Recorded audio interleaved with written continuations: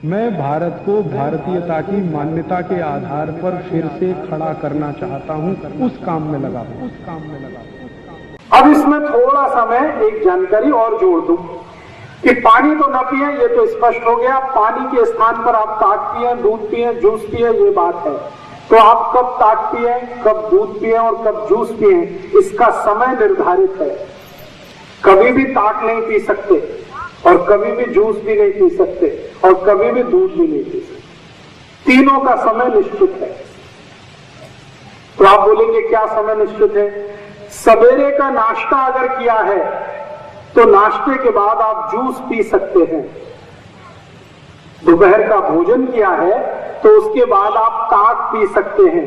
रात्रि का भोजन किया है तो दूध पी सकते हैं। और ये जो निश्चित समय है ना, इसी को ध्यान में रखना, आगे पीछे नहीं करना इसको।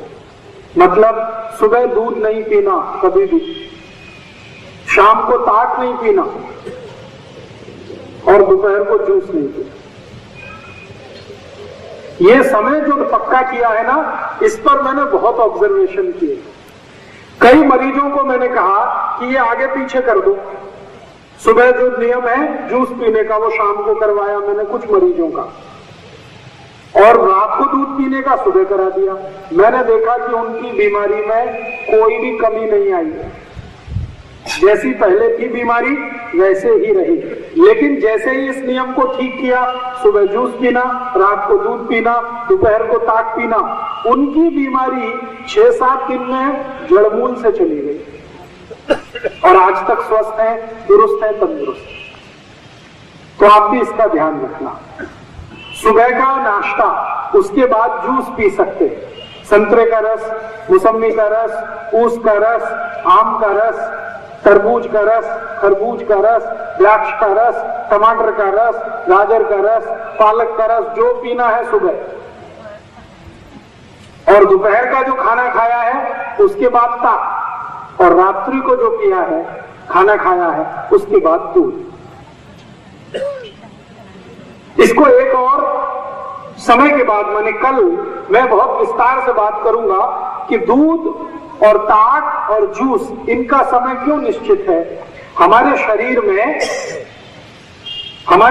में 3 दोषों का हमेशा प्रभाव रहता है, वात का, पित्त का, कफ का। वात का प्रभाव जो होता है वो सुबह होता है सबसे ज्यादा।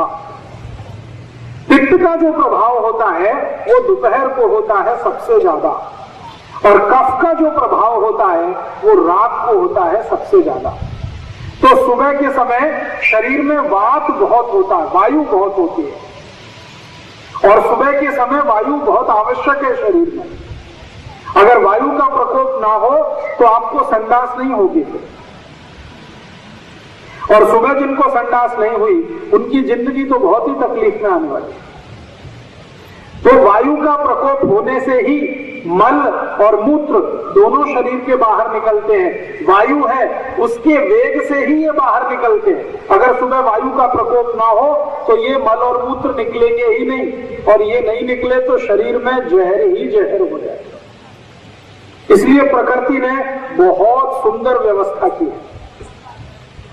सुबह शरीर में वायु का प्रकोप है, तो वायु के प्रकोप को संतुलित रखे ऐसी चीज पीना सुबह सबसे अच्छा होता है। तो आप जानते हैं वायु को कौन संतुलित रख सकता है। एक उदाहरण से समझाता हूं। मान लीजिए 40 गांव में बहुत तेज आंधी चलती है, अंधड़ चलता है, और अचानक से बारिश हो जाए, तो शांति आएगी कि नहीं? वायु को शांत करने की ताकत पानी में है। तो सुबह चूंकि शरीर को वायु का प्रकोप बहुत है, तो उस समय आप जूस पिएंगे, जूस में सबसे ज्यादा पानी है, तो वायु शांत रहेगी। इसलिए सुबह का समय जूस पीने का है।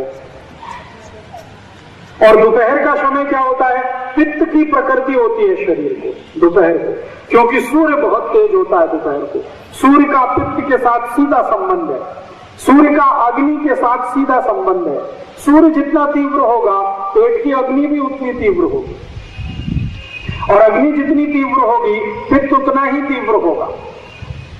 तो इसलिए दोपहर को पित्त को शांत करे ऐसी कोई चीज पीना बहुत आवश्यक है। तो पित्त को शांत करने की ताकत दो वस्तुओं में सबसे ज्यादा होती है, एक तो गाय के घी में और दूसरा दही की ताक में। इसलिए आयुर्वेद ने कहा है कि दोपहर को भोजन के बाद आप ताक पिए। और रात का समय है वो शरीर में कफ बहुत होता है, तो कफ को नियंत्रित करने की जो ताकत है वो गाय के दूध में है, म्हशी के दूध में उतनी नहीं है। म्हशी का दूध कफ बढ़ाता है, गाय का दूध कफ को शांत करता है। तो रात को हमेशा दूध पीने की बात कही है। तो सुबह जूस पीना, दोपहर को ताक पीना, रात को दूध पीना। दूध जब भी मैं कहूंगा तो हमेशा ध्यान रखना गाय का दूध। आयुर्वेद के किसी भी शास्त्र में म्हशी के दूध की व्यवस्था नहीं। दोस्तों, सबसे पहले तो चैनल सब्सक्राइब करें, फिर लाइक, कमेंट और शेयर करें।